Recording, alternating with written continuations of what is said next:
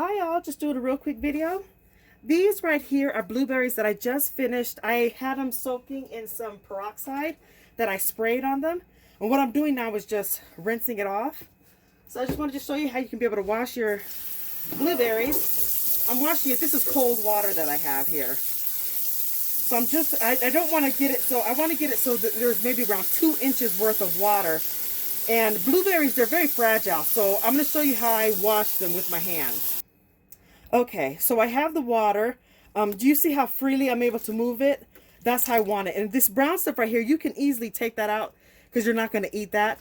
But what I'm going to do is I use my hands and I just kind of scoop them up. You're not grabbing or anything like that. You're just scooping them up. You're washing them up very delicately. So you're using your hand like a washer, but you're not going to be very hard on the blueberries. And that's why I want to have enough water. If I didn't have enough water in here, I'm doing that because my hands are cold. It's cold water.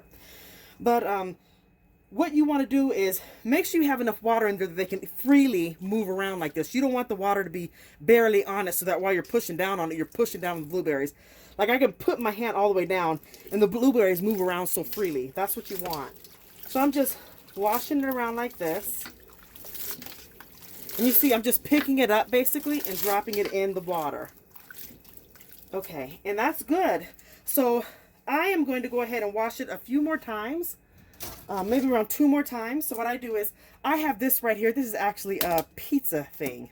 I put it over this. You kind of have little neat little tricks that you can be able to do. And I use it as my strainer. So I'm going to go ahead and just pour that on out. That's good. Take that on off. Put it aside. And be gentle with it. So I'm just going to go ahead and put some more water in it. And then one thing that does kind of help too, when you have a lot of water in it, and I'm going to do it this round. This is where the water is here. You see, this is where it stops at. I'm going to let it come up to about 2 inches above it. Maybe even more. And then if I can, I'm going to scoop out some of these brown things. But you know what? If I don't get it, it's fine. Because when we eat it, we can take it out ourselves. But there, I'm able to move around freely. But I want to put a little bit more water in it. Just a little bit more. So this looks good. And then this water is pretty cold. So what I'm going to do is I got these little sticks here. I'm just going to do these. And I'm kind of brushing it to the side so that I don't end up bruising the blueberries. So just kind of going to the side and pushing it down. There we go. Just want to make sure I get all that peroxide off of it. Just make sure you, even if it says your fruit's clean, always rinse it off anyway. It's just good, a good habit. You just never know. And if you find some that you don't like, you can go ahead and take them on out. But above all, you just want to make sure that they're definitely clean. So that's good. I'm going to go ahead and do one more wash. All right, so I went ahead and dumped it.